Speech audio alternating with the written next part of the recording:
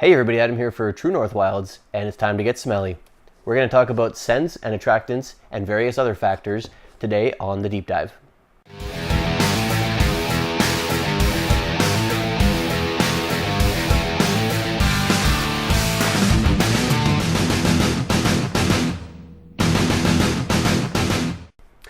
Okay, so today we're going to talk about scents and attractants.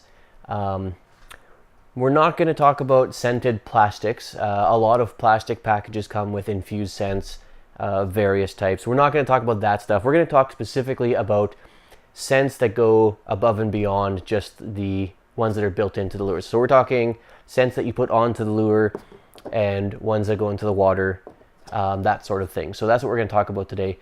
There is some confusion on scents, I think. There's a lot of marketing hype around it that you have to cut through, kind of a lot of exaggeration and hyperbole that you have to sort of be able to cut through. We're going to break it down here and just sort of look at a basic level what they do and what you need to be aware of as far as using scents and attractants. So to start off, we're going to just talk about the different types. You can see I got a variety in front of me. There's two main types of scents that you'll use. There's the ones that go directly onto the lure. So that's something like I have a variety of Liquid Mayhem attractants here. I've also got this Berkeley Powerbait one here, and I have the Lucky 7 from Dynamic Lures. So these are all examples of types of attractants that you put directly onto the lure. On the flip side, I have these Chum Pucks here, which is a perfect example of the other type of scent. So this goes into the water and fizzes up and actually creates a cloud of scent around wherever you're fishing. It doesn't go directly on the lure. It just goes into the water, and you rely on an area sort of effect, whereas the ones that go directly onto the lure, you're relying on that specific lure to have that scent. So we got these two different kinds.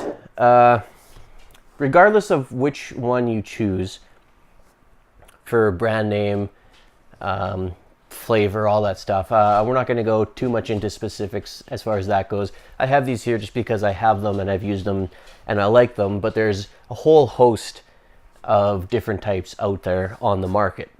They're all pretty much similar. They all operate under similar principles. You have two main types of scent. You have attractants and you have masking scents. Okay, and they're very different purposes. Even though when you're using them and you're catching fish, it might seem like they're doing the same thing, they have very different purposes. A attracting scent actually does what it sounds like. It attracts fish. It's a prey scent. For example, the shad flavors or these bait clouds or these Chum Pucks that create that cloud of scent is a perfect example of an attractant scent. So this puts a scent into the water and it's a cloud, and this one in particular is a coffee scent, and I think also have a crawfish one here. And so that's creating this food scent, and it's attracting fish to come and investigate. It's triggering that natural instinct of, hey, I recognize that scent, that's food, and they come and investigate. And then whatever lure you're using, you would rely on your presentation at that point to entice them to bite that. They're already attracted to the scent of the food. Now you got to present the bait in a way that's going to get bit. So this is an attractant type of scent. It's drawing them in. On the other side, you have masking scents. And again, it does exactly what it sounds like. It's a masking scent. It masks your scent. So just like with hunting, deer hunters, especially bow hunters, and if you know a bow hunter, you know that this is true. We go to extreme lengths to cover our scent. Bow hunters and just deer hunters in general will wash their clothes with special soaps that have no scent. Then they'll leave them outside in bags with a whole bunch of evergreen branches to get that natural forest scent, or dirt. Fresh rained on dirt, like fresh damp earth, is a really popular one as well, or at least around here. Something that I've done, you get that damp earth smell so that you can blend in with the environment, because deer as a prey creature are very aware of the scents around them, and anything that smells like a predator is going to spook them. Fish are the same way. Fish actually have a very good sense of smell, And a lot of fish can very quickly become prey. So when they smell that different scent that they're not quite sure of, so they smell humans, it's going to spook them pretty easily.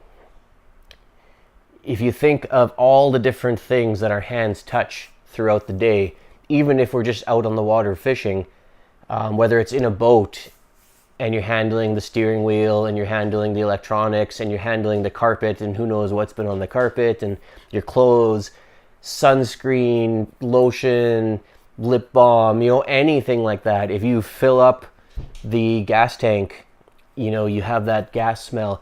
Even if you're ice fishing, if you're not in a boat, you're ice fishing, you handle your auger, you prime it, you got that gas smell. Even if you can't smell it, the fish quite often can. So there's a huge variety of scents that you have to watch out for, that the fish can pick up on. And the masking scents, these products are designed to cover that up. So it's not necessarily that they're attracting fish in as to imitate a prey. It's more so that they're masking your scent as the predator so that the fish doesn't feel like it's about to become prey. And that's where you get things like coffee and garlic, and anise is another popular one, where it's not necessarily, no fish smells garlic and goes, oh, that's a meal, that's a bait fish. Garlic doesn't smell like bait fish, but garlic does a very good job of covering up your scent and smelling like something that's just in the natural environment. So they're coming in, and there are plants that give off a garlic type of smell, and there's a type of algae that gives off a garlic type of smell, and that's why garlic is actually a really popular masking scent. It's not that garlic is imitating any sort of prey, but the garlic smell, when the fish comes in and smells garlic, it's part of the natural environment, and it's covering up your scent because your scent is not part of that natural aquatic environment. So that's attracting and masking, two completely different types of scents, both with very specific purposes, but both generally achieve the same thing. They get the fish to come in closer and allow it to take a look at your lure and take a bite without getting spooked off right away. The majority of what I have here are generally attractants. I don't have a lot of masking scents. I'm pretty good about not handling gasoline, especially because I fish off of a kayak. And generally what I'm handling is minnows and bait fish and things along those lines. I don't have gas to worry about. If I apply sunscreen, I'm usually using spray-on stuff. I don't have to rub sunscreen into my hands and onto myself. Things like that. So I'm pretty aware of my scent. So generally what I use is attractants. If I was on a boat where I might be handling more metal stuff, more electronics, gasoline, stuff like that, and this could be hours before you actually cast your line, then I might use masking scents more predominantly rather than the attracting ones, because then I'd have to actually worry about what's on my hands. In the kayak, it's not so much. So let's talk about some different attracting and masking types of scents that we have. As I mentioned, I have this Lucky 7 green slime scent from Dynamic Lures. And this is green slime. It smells like candy. It smells like green slime. It's a great name. It smells like what you would imagine green slime would smell like. This is a masking scent. This doesn't smell like any sort of bait fish. Liquid Mayhem lures here. And so, for example, one of them that I have here is shad scent. This smells like shad. And it is actually, if I'm not mistaken, has ground up real bait fish in it. So that's where you get that natural scent from. This would be a good attracting scent. The Berkeley Power Bait Walleye Attractant, same deal. It's an attracting scent. One thing to know about the attracting scents is they're limited. Obviously, you have a water environment. Any sort of current is going to take this cloud of smell that's fizzing up underneath you and push it away real quick. If you're lucky, fish will follow that upstream and follow that scent looking for the food. If it's a heavy current, they're never going to find the source of it, which is under you. And various degrees of current, you're going to have various degrees of success with that strategy. So this is more of a still water lakes, ponds, very slow current type of situation where you can put it under you or put it near you and have that cloud around you draw them in. It's no different with the ones that you put directly onto the lure. When you goop this onto your lure, if you're in a heavy current and your lure is way out to the side and there's water rushing by it, washing that scent off, it's washing it right downstream. So unless you are specifically targeting downstream, in which case that's a good strategy, but if you're not targeting specifically that downstream, if you're just trying to attract them from around you, you have to really be aware of where that current is going and where your scent is actually going. Presentation is always going to be key. If you're in still water, if you're in a nice lake, or if you're in a slower current where you can get away with using a scent and not have it washed off right away, it is a pretty good option. It's not going to draw fish in from a mile away. You have to be realistic with your expectations. But when the fish comes in, drawn in by your presentation, whether it's the flash, whether it's a rattle, most fish that we are going to fish for, all bass, walleye, pike, they're coming in and they're mainly visual predators. They're mainly sight oriented. So they're looking for a meal. Where the scent comes in is when they come in and they grab onto it. Your presentation is good, they take a bite. They're less likely to spit it out in that first second if it actually tastes like what they're expecting it to taste like. These fish survive for a reason. You know, they're predators and they can be prey and they don't want to be prey. So their instincts are very, very sharp. They're very sharp instincts. If they come in and it looks good and it sounds good, they take a bite but it doesn't taste right, they're going to spit that out right away. With a scent, they come in and it tastes like what they expect it to taste like, even though it's hard and pointy. They're going to hold on for that extra second or two. So the main benefit that I have found of using scents is to increase your hookup chances. They hold on for that extra second. They allow you to set the hook more reliably. If you know that going in and you can plan around that and have realistic expectations, you're going to do well with scents. They really can't hurt your chances.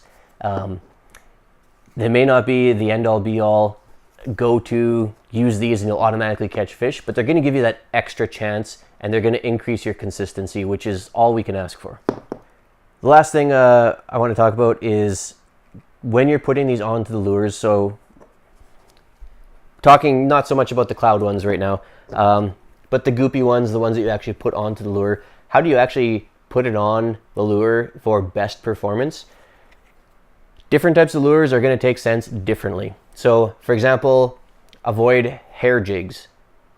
And I've learned this through personal experience. Dave, who I fish with a lot, you may know, has learned this through personal experience. It's actually a point that he specifically brought up to me before this video. You goop this stuff into the hair of a hair jig, you lose all the action. You cannot rely just on the scent to bring the fish in. You still need the action, the presentation of whatever lure that you're using so that the fish actually is drawn in to bite. Remember, they're visual predators, the vast majority of them. This just makes them hold on longer, makes them more relaxed to actually go in and grab it. But if you don't get that action, if you put a bunch of goop on your hair jig, and this could go for other types of jigs that rely on lots of moving parts, any plastics that have, you know, various tentacles out, anything that has joints. If you're going to impede the joint action, you know, that's a bad idea. If you're going to impede the hair, the flow of a hair jig, if you're going to impede the spin of a spinner, like, don't impede the movement of your lure just to put on a scent. Use the scent sparingly on parts of the lure that it's not going to impede the action, because it ultimately is the action that is going to draw the fish in to bite. It's not the scent. The scent is just going to make them hold on that extra second longer, or it's going to cover up your smell to make them more comfortable to bite. But the action of the lure itself is what actually gets them in and biting in the first place. So don't impede the movement by putting on a scent. And there is some pretty thick scents. Like, these Liquid Mayhems are great, but you have to be aware of where you're putting them because it's a pretty thick gel. It sticks to the lure really well. It doesn't wash off in the water very easy. I've done reviews on this. It works really well, but be aware of where you're putting it. It is a thick gel that can impede and clump up your hair jigs, or clump up the plastic if there's, like I said, tentacles on a tube jig, or the joints. You know, it can gum things up. So be aware of that. Something like the Dynamic Lures Lucky 7 is pretty good for that. You can see it actually has a brush tip. So you just brush it on. It's not coming out in clumps. It's not a big thick gel. You brush it on because you don't need a whole lot of scent. Fish have a very good sense of smell. You don't need a lot of scent. The ultimate way, and this is pretty gross, but the ultimate way to put a scent on your lure is to actually just squirt some into your hand, rub it on your hands just like you would lotion, and just have it on your hands. So then when you're handling the line, when you're handling the lures, that scent is rubbing off of your hands, the same as if you accidentally handle gasoline or something that they don't like, that's going to rub off onto your lure. It's the same idea with scents. Put a glob into your hand, rub it in. It's gross and your hands will stink, but that's the absolute most effective way to get that scent on your lure without wasting a ton of it either. You don't need to be squirting a big blob of it onto your lure every time you cast. If you have it on your hands already, that little bit of scent rubbing off on there, fish have an extremely keen sense of smell. That's all you need. So there's a pro tip for you. The most effective way of getting it on your lure. If you don't want to get your hands all goopy and stinky, that's understandable completely, then just a little dab, rub it in with your finger. All you need is a little bit. Don't go drowning your lure in scent. You don't need to do that. It's just a waste of money. Now, the last thing, I want to talk about a quick myth. Old timers around here know this as one of the best fishing attractants. Various reasons that you'll find for that. One of them being that, oh, it's made with fish oil in it. It's not true. There's nothing in here that is remotely close to fish oil. WD-40 has put this on their site as one of their myths that they just can't seem to shake it. Don't do this as a fish attractant. Not only does it not work, there's no fish oil in here. There's nothing in here that smells like a bait fish. There's nothing in here that's going to mask your scent. It's going to give it a bad scent, same as gasoline or oil would from your motor. It'll protect your hooks from rusting, and that's about it. But you're also poisoning anything that swallows this. If you soak your lure in this and you catch a fish and your fish swallows your lure, or even just all the film that comes off this, the fish swallows it after you release it, I mean, you're poisoning it. You're poisoning the water that you put this in. So please, please, don't use WD-40. It's a myth that has been around forever. I know a lot of old timers around here still swear by it. It's just patently, objectively not true. It does not work, and it's dangerous and poisonous for the water and the fish. So that's a big no on the WD-40. Stick with an actual brand name scent, like the Dynamic Lures Lucky 7, like the Liquid Mayhem attractants, like the Berkeley Power Bait, like the Chum Puck, Bait Cloud. Anything like that is going to be a lot better than WD-40. Please don't use WD-40 in the water. So that's my long talk on scents. Hopefully it was informative. Leave a comment down below. Let me know what your favorite scent to use is. If you like to use masking scents or attracting scents, and what types and brands you prefer. I always like to find out what people are using. I try and reply to all comments, so don't hesitate to leave some feedback. If you're not already, don't forget you can follow us on Facebook, facebook.com/TrueNorthWilds, on Instagram @TrueNorthWilds, and if you like to read, I like to write, follow our blog at TrueNorthWilds.com. Thanks for watching, and until next time, I'll see you outside.